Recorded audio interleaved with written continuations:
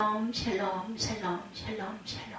하나님 사랑합니다. 여러분, 주 안에서 사랑합니다. 마태복음 24장 1절에서 14절 무너진 성전과 오늘의 교회 우리 함께 은혜를 나눠봅니다. 14장 1절에서 14절 말씀.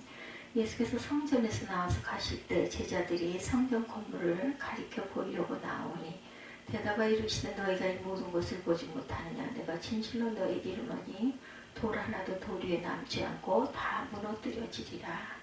예수께서 감람산 위에 앉으셨을 때 제자들이 조용히 와서 이르되 우리에게 이르소서 어느 때 이런 일이 있겠사오며 또 주의 임하심과 세상 끝에는 무슨 징조가 있사오리까. 예수께서 대답하여 이르시되 너희가 사람의 미혹을 받지 않도록 주의하라. 많은 사람이 내 이름으로 와서 이르되 나는 그리스도라 하여 많은 사람을 미혹하리라. 난리와 난리 소문을 듣겠으나 너희는 삼가 두려워하지 말라. 이런 일이 있어야 하되 아직 끝은 아니니라. 민족이 민족을 나라가 나라를 대적하여 일어나겠고 곳곳에 기근과 지진이 있으리니 이 모든 것은 재난의 시작이니라. 그때 사람들이 너희를 환난에 넘겨주겠으며 너희를 죽이리니 너희가 내 이름 때문에 모든 민족에게 미움을 받으리라. 그때 많은 사람이 실족하게 되어 서로 잡아주고 서로 미워하겠으며 거짓 선지자들이 많이 일어날 많은 사람을 미혹하겠으며 불법이 성함으로 많은 사람의 사랑이 식어지리라. 그러나 끝까지 견디는 자는 구원을 얻으리라. 이 천국 복음이 모든 민족에 증언되기 위하여 온 세상에 전파되리니 그제야 끝이 오리라. 이렇게 말씀하죠. 코로나19로 인하여서 우리의 일상이 많이 바뀌었습니다.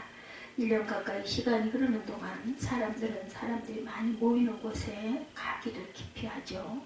버스나 지하철 같은 대중교통을 이용하려면 반드시 마스크를 착용해야 합니다. 그렇지 않으면 과태료를 문다고도 하죠.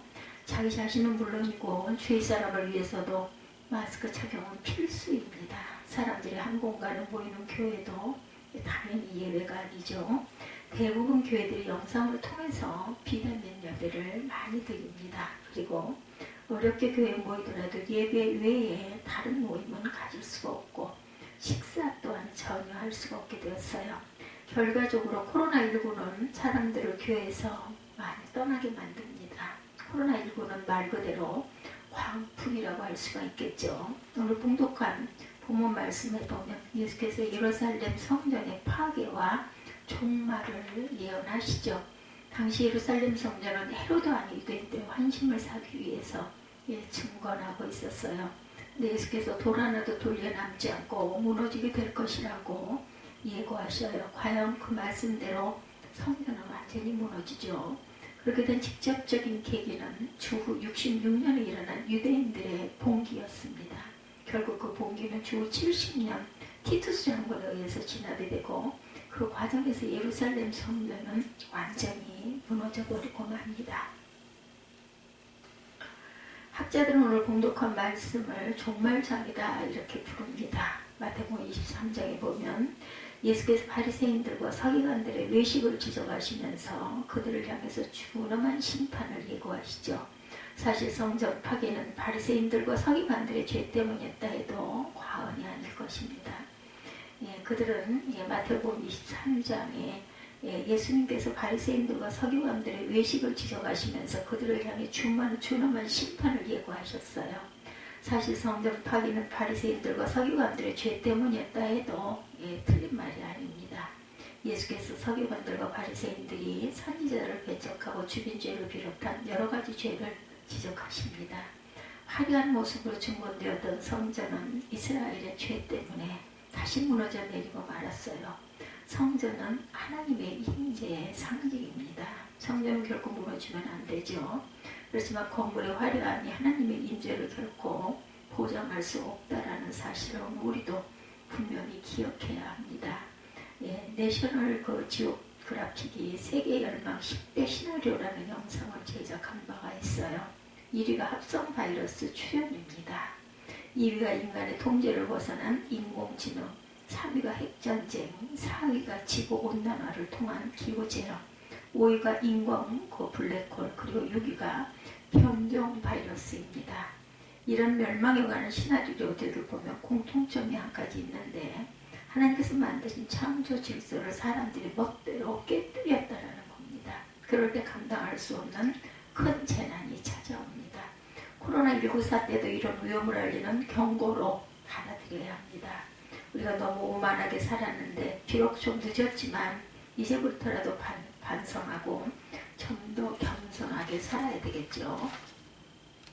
오늘의 첨단 과학 문명은 하나님 자리를 대신하려고 하는 것 같습니다. 그러나 분명한 것은 그것은 옳지 못하다라는 것. 코로나19 사태도 우리 인간의 교만을 철저하게 회개하고 인간의 한계를 분명히 깨달으라는 그러한 메시지죠. 하나님의 자녀인 성도들이 하나님의 말씀대로 살지 않으면서 그 옛날 바리새인들처럼 외식을 일삼을 것 같으면 예루살렘 성전이 무너져 내린 것처럼 오늘의 교회도 비참하게 무너져 내릴 수 있다는 사실을 잊지 말고 분명히 기억해야 합니다.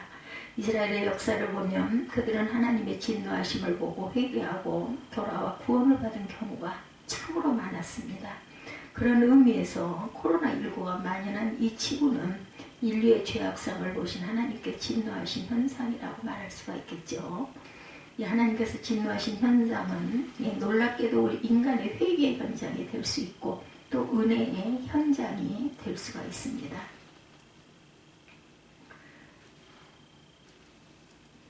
하나님께서 진노하신 현장은 궁극적으로 하나님의 구원의 현장이 될 수도 있다는 사실을 절대로 잊지 말고 기억하십시다. 모순절 성령이 강림하신 곳이 화려한 성전이 아니라 예수님의 제자들을 포함한 120여 명의 성도들이 합심하여 간절히 기도하던 작은 다락방이었습니다. 코로나19로 인한 위기 상황에 우리가 새롭게 해야 할 것은 겉모습이 아니라 속사람이다. 교회 건물 등 외형적인 것이 중요한 것이 아니라 내면적인 사역의 내용이 중요하다는 것이죠. 유대인이 태어났다고 해서 참 유대인이 아니라 하나님의 말씀을 지키고 순종할 때 비로소 참 유대인이 될 수 있다고 바울 사도가 말했어요. 따라서 오늘 우리가 더 관심을 가져야 할 것은 내면적인 것이라는 것. 겉으로 보이는 것이 전부가 아니기 때문이라는 거죠. 사람들은 겉으로 드러난 것을 보고 환호하고 칭찬하고 좋아하지만 하나님께서는 겉사람보다 속사람을 소중하게 생각하신 분이라는 사실을 분명히 알아야 합니다. 코로나19 사태 속에서 우리가 속사람을 새롭게 하지 않으면 우리 안의 성전도 결국 허물어질 수밖에 없습니다. 오늘 교회에 닥친 이 큰 위기를 극복하는 최선의 방법은 우리 안의 성전을 시급하게 회복하는 것이라는 사실도 잊지 말고 분명히 기억해야 합니다. 유대인들은 종말 이후에 새 나라, 하나님의 나라가 도래할 것이다 이렇게 기대합니다. 그런데 하나님의 나라는 예수님의 탄생과 함께 이미 이 세상에 임하였죠. 그리고 세상 끝의 징조들도 이미 일어나고 있습니다. 우리 앞에 나타난 코로나19 사태도 그 징조일 수 있다는 거죠. 마지막 때 하나님께서는 자기 백성들에게 새 시대에 필요한 새로운 질서를 따라 살면서 참 생명과 공의의 세계인 하나님 나라를 구현한 일에 앞장설 것을 요구하고 계시죠. 코로나19 사태 이전과 이후는 분명히 다를 것입니다. 오늘의 교회들은 코로나19 이후 시대에 하나님의 나라를 실현해가는 새로운 방법을 기도하며 찾아내야 합니다. 오늘 봉독한 본문 14절 말씀은 복음 전파와 세상 끝과 매우 밀접하게 맞물려 있는 사건임을 우리에게 가르쳐주고 있죠. 종말이 다가올수록 교회는 증인의 삶을 살아야 합니다. 복음을 전하는 사명이 영혼 구원이라는 개인적 사건만이 아니라 세상 끝 곧 주님의 재림과 직결된 매우 우주적인 사건이기 때문입니다. 마지막 때 하나님께서는 세상 모든 민족에게 주님의 복음이 전파되기를 원하고 계십니다. 복음 전파는 주님의 오심을 준비하는 마지막 시대를 살아가고 있는 우리의 사명입니다. 이러한 영혼 구원의 귀한 사명의 자리에 하나님께서는 우리를 초대하셨고 코로나19 사태는 예배, 봉사, 교육, 친교 등 모든 면에서 변화를 우리에게 요구하고 있습니다. 물론 복음 전파도 예외가 아닙니다. 코로나19 이후 시대의 교회는 복음을 전하기 위한 새로운 방법을 또한 모색해야 합니다. 때를 얻든지 못 얻든지 이 복음을 전하는 일은 우리의 사명이기 때문이죠. 보이지 않고 잡을 수도 없는 코로나 바이러스로 많은 것을 뒤흔들어 놨어요. 경제와 산업 활동이 멈춥니다. 물론 교회도 심한 어려움을 겪고 있죠. 언제 끝날지 모르는 코로나19 사태가 우리를 더욱 불안하게 만듭니다. 그럼에도 불구하고 우리가 믿는 하나님께서는 이 세상을 창조하시고 친히 다스리는 주권자이시죠. 우리 앞에 닥친 위기 상황을 두려워할 것이 아니라 먼저 우리가 그동안 행하던 교만한 모습을 철저히 회개해야 되죠. 그리고 참 생명과 공의 하나님의 나라를 위해서 새롭게 도전해야 할 것입니다. 그래야 이 마지막 때에 결코 멈출 수 없는 복음 전파의 사명을 잘 감당함으로 위기를 기회로 전환시키는 살아계신 하나님을 더욱 깊이 알아가는 참으로 복된 저와 여러분이 되시기를 주님의 이름으로 축복합니다. 오늘 마태복음 24장 1절에서 14절 무너진 성전과 오늘의 교회 이런 제목으로 함께 은혜를 나눴습니다. 기도하시겠습니다.